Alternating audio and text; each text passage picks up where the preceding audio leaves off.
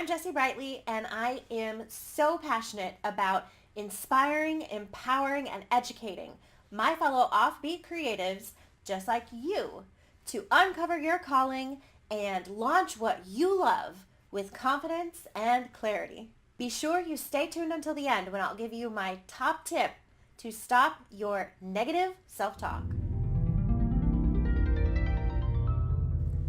Question number 1. What am I saying to myself? So if you have two situations, let's say 1, your boss calls you into the office, or 2, your significant other hasn't texted you back in a few hours. If you ask yourself, what am I saying to myself? If you're saying, oh, my boss wants to fire me, or oh, my significant other is cheating on me, or they're dead, and you ask yourself, what am I saying to myself? That gets you to stop in your tracks and really think about, is this something I should be saying to myself? Is this something that's logical? Instead of keeping on that train of self-destruction and negativity, you are going to stop right then and there and say, what am I saying to myself? Question number 2. What unhealthy behaviors am I engaging in? So if you had the situation with your boss calling you into their office, if you are thinking that they are going to fire you, that is a very unhealthy behavior of paranoia. Think about that. Same thing with your significant other. If you are considering the fact that they might be dead because they haven't texted you back in a few hours, or if you are thinking that perhaps they are cheating on you just because they haven't texted you back, that could be a very unhealthy behavior, especially if it's causing you to act out on anything, such as texting them back a bunch, or if your boss, if you think they're firing you, then maybe you're starting to talk to all your colleagues and say, do you think my boss is firing me? Do you think something happened? What's going on here? Those can be unhealthy behaviors, and you need to reflect with that question. Question number 3, and one of my favorite ones. What is the evidence for my evaluation? So if your boss calls you into the office and your evaluation is, oh, they must be firing me, what is your evidence? Do you have any? Chances are you don't. Is there an email string that you can pull up that says, oh, I'm pretty sure I'm going to fire Jessie today? I don't think so. If you think that your spouse or your significant other is cheating on you because they haven't texted you back in a few hours, or if you think that they're dead, do you have evidence that they're dead? Probably not. That question is one of my favorite because it is so difficult for you to actually get evidence that what you are thinking and your negative thought pattern is actually true. Definitely keep this one in your back pocket for if you find yourself on a negative thought pattern track. What evidence do you really have? And now in the similar vein, question number 4, what evidence is there against my evaluation? And this goes along the same lines. So if you think your boss is going to fire you, what evidence do you have against that? Probably a whole lot. Like, there's a bunch of evidence, like you did a good job yesterday. You have had your job for 10 years. The company is doing great. You got a promotion last week.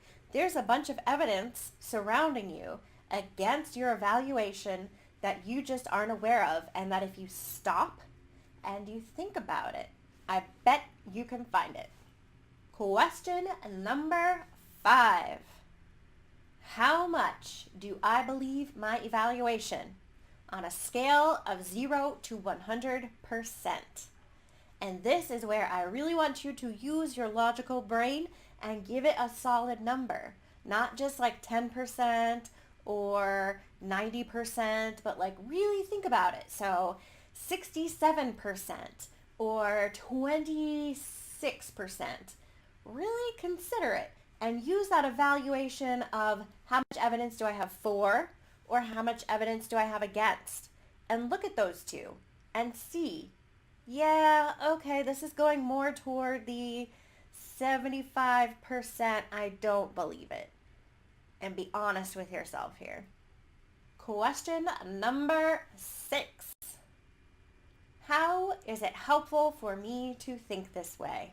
You're going to have a hard one coming up with answers for that. If you're thinking negatively, the likelihood that it's helpful is very slim. So be honest with yourself. Really try to dig deep and see if there's anything helpful about your thought process. And preparing for the worst, I get it. That could be positive, but really preparing for the worst mentally is not the best idea. If you think that you're getting fired and you're saving up money for it, that could be a good thing. But if you're sitting there in your office and you think because your boss scheduled a meeting with you in 2 hours that you're getting fired and you're dreading it and you're texting everyone and you're not getting any work done and you're just ruminating on it, that is not a helpful, positive behavior. So think about this one. Question number 7. How else can I view this situation? And this could be kind of fun because if your boss is calling you in the office to, let's say, pet sit while they go on vacation, or they're calling you in the office to get you a brand new desk chair, or they're calling you in the office to ask you what you want for your birthday in like 6 months. It could be fun to exercise this and discover what kind of creativity you have in terms of thinking positively and not the negative, woe is me, the sky is falling kind of thought pattern. Use your creativity and kind of stretch your limits with this one and don't just go the negative route. Question number 8, and my personal favorite. What advice would you give to a friend? And my bet is you would never talk to your friend the way that you talk to yourself. The way that I talk to myself is sometimes pretty shitty, pretty negative. And I would never, ever call my best friend and say the things to her that I say to myself. And think about it that way. So if you are going on some tangent of my spouse or my significant other hasn't texted me back, think about your best friend texting you and saying the same to you. Like, oh, so-and-so hasn't texted me back. What do you think is going on? You would probably go with, they're probably shopping or they left their phone at home. You would be able to come up with the most logical responses for your friend, right? Why can't you do that for yourself? And I'm not pointing fingers at you. Right? I just did. But I do the same exact thing. And so when I started reframing my negative thoughts and my, train to self-destruction in a way of, would I say this to my best friend? No. It stops me. And that's been the most beneficial thing for me. So really use that question. What advice would I give to a friend? Question number 9. What are other thoughts or behaviors that I can engage in?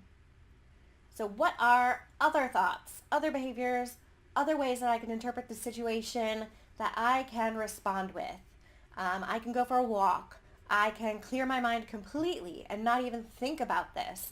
I can focus on my work. I can focus on something entirely different. Get my hands messy in the garden or painting or drawing something. Take my lunch break. Get your mind off of the situation and figure out what else you can do that's completely outside of the situation. I think this question is a really good one to consider.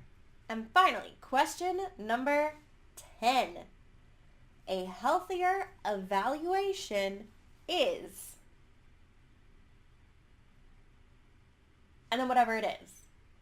So if your boss called you into the office for a 2 p.m. meeting and you think, I'm going to get fired, a healthier evaluation is, my boss called me into the meeting at 2 p.m. and perhaps they just want to discuss an upcoming project. I'll bring my notepad, I'll bring my pen, and I will just have an open mind and have some coffee ready and just be chill and cool and good to go. Right? Easy. You try it out. And there you have it, my 10 questions to stop your negative thought patterns super quick and super easy and stop them for good.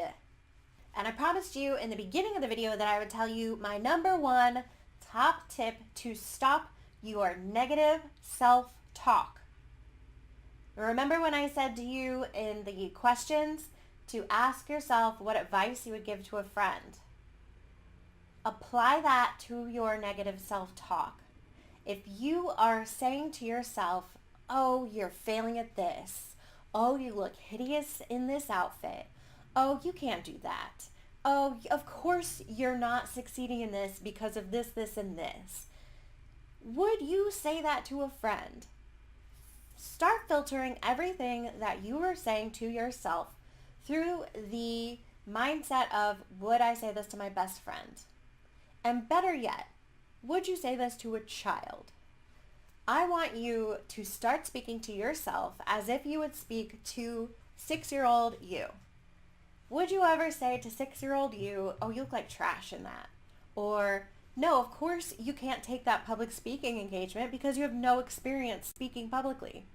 You wouldn't say that to a 6-year-old. If a 6-year-old wanted to try out for the soccer team, you wouldn't say, oh, you've never even tried to play soccer. You can't do that. You would, I hope you wouldn't do that to a 6-year-old. But start filtering your inner negative self-talk through that. Would I say this to a friend? Would I say this to a child? And see how quickly you start realizing, no, I wouldn't. Why would I say that to myself? And start being as nice to yourself as you are to your best friends and kids, because you deserve it. You deserve to be just as nice to yourself as you are to strangers, to kids, to your best friends. Thank you so much for watching. Again, I'm Jessie Brightly. I would love it if you would subscribe to my channel below.